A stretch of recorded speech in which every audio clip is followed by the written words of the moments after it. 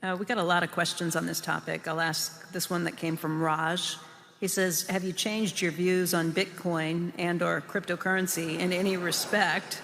I'm conflicted about this because his own views have slightly evolved during the past 2 years from Bitcoin as a fraud and waste to Bitcoin is in a speculative bubble but might have some uses. Well, I shouldn't answer any questions on the subject, but I will. There's all kinds of people watching this that are long Bitcoin, and there's nobody that's short, and nobody wants their windpipe stepped on. I don't blame them. I don't like people who step on my windpipe. But I would say this, that if the people in this room owned all of the farmland in the United States, and you offered me a 1% interest in it, and you said, for a 1% interest in all the farmland in the United States, pay our group, well, let's see, 10 trillion, pay us this bargain price, $25 billion. I'll write you a check this afternoon, $25 billion, now I own 1% of the farmland.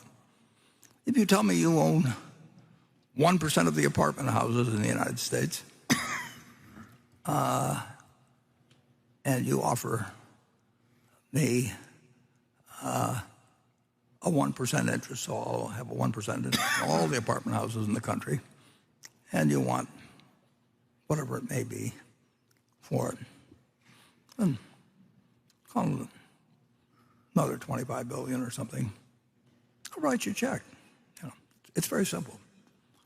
Now, if you told me you owned all of the Bitcoin in the world, and you offered it to me for $25, I wouldn't take it, because what would I do with it?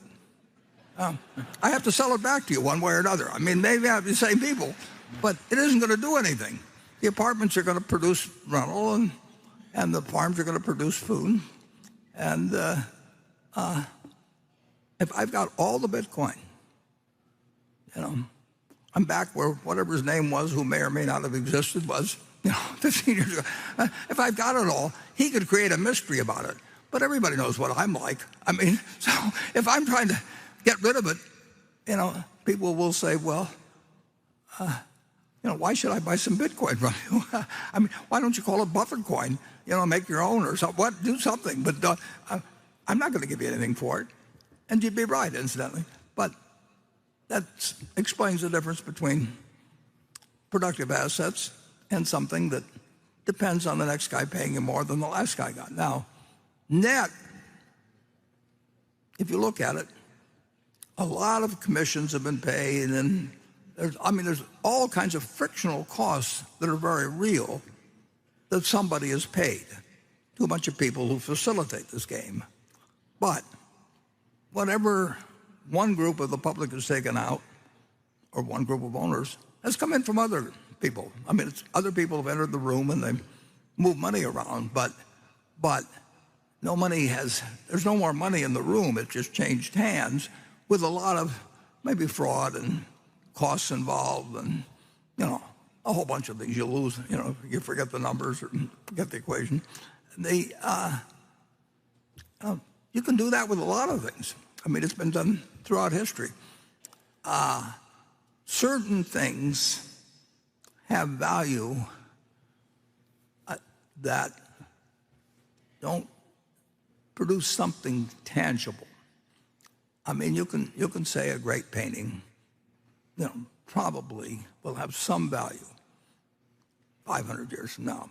May not, but the odds are pretty good that if it was a big enough name, at some point, there will be a few things. I mean, you can find something.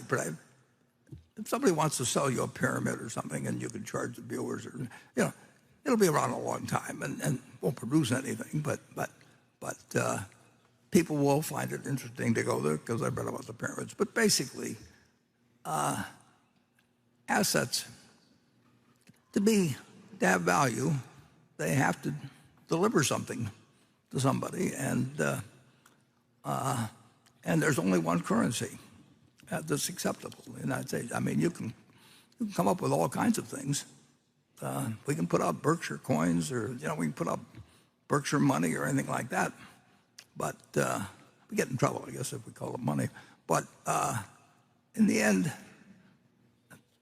this is money, and there's no reason in the world why the United States government, whose currency people prefer, there's just under 2.3 trillion just of these little pieces of paper floating around some places, 7,000 for every man, woman, and child in the United States. And of course, most of them probably aren't in the United States. Who knows? But this is the only thing that's money.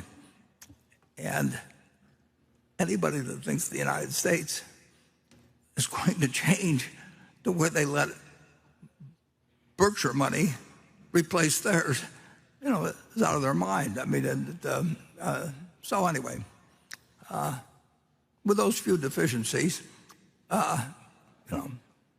you can, whether it goes up or down in the next year or 5 years, 10 years, I don't know.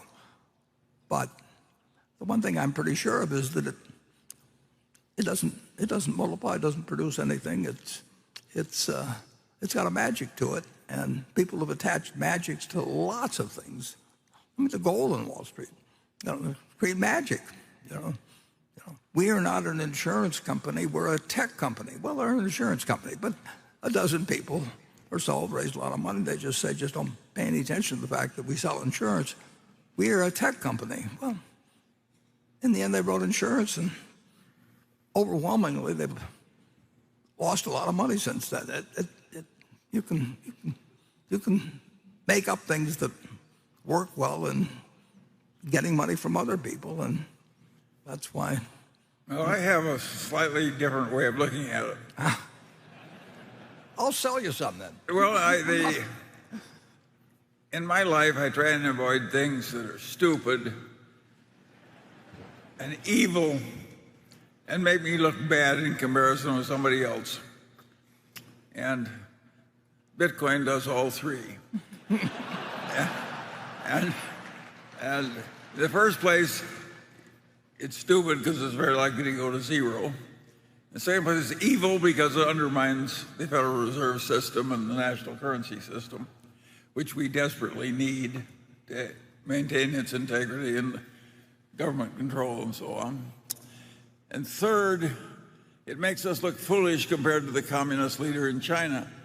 He was smart enough to ban Bitcoin in China. And with all of our presumed advantages of civilization, we are a lot dumber than the communist leader in China.